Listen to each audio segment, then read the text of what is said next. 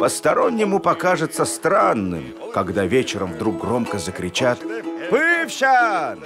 И в жару сил придаст, и в морозы обогреет. В Коми деревне без бани никуда. Это место почитали как нечто священное. Даже стояли бани у реки, словно на границе двух миров – человеческого и иного. Люди верили, в бане обитает злой дух – Пывщан Айка. На тех, кто приходил после третьего пара, мог и разозлиться. Но если хорошенько задобрить, был готов одарить колдовской силой. Герой мультфильма Семен не мог завоевать возлюбленную и вот пожаловал к банному духу за талантом.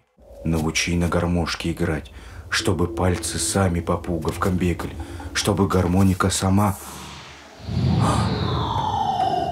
Сказка сказкой, а поверья такие ходили. К созданию мультфильма даже приложил руку этнограф, чтобы не ошибиться в деталях легенд. Прежде в своих экспедициях он собрал немало историй о бане. Вот одна из них. Парень там, значит, сказал, я, говорит, такой смелый, что запросто пойду в баню и руку засуну там за каменку. Ну, зашел ночью, значит, руку засунул за каменку и исчез вообще. Вернулся там чуть ли не через год, весь посидевший. В скромный хронометраж фильма команда профессионалов уместила внушительный сюжет, интересный и познавательный. Вот так просто и понятно даже самым маленьким можно рассказывать традиционные истории. Мы начинали, так скажем, с охотничьих быличек. И вот теперь уже затрагиваем, так скажем, культуру дома, усадьбы. Вот уже пришли к бане, да, но бане не только в смысле, что где моются, но и вот рассказать о этом многоуровневом свойстве бани, что там и рожали, и какие-то магические действия. Все 5 картин нарисованы в своем уникальном стиле. Работал над ними уже постоянный аниматор. Для него создание мультфильмов – детская мечта. Проекты нацмузея Коми помогли ее исполнить.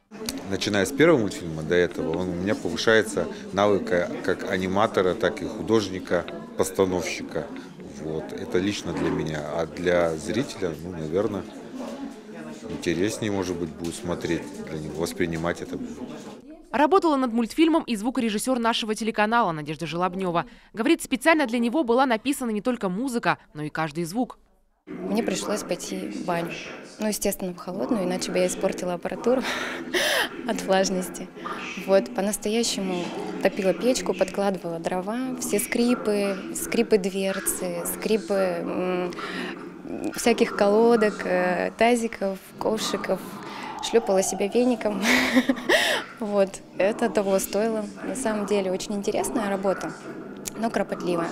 У меня было дорожек 20 разных шумов. Всем участникам проекта музей вручил очень символичный подарок – веник. И, конечно, само творение команды на диске. К слову, музей уже планирует работу над коми-версией. Таисия Жакова, Вячеслав Беспалов, телеканал Юрган, Сыктывкар.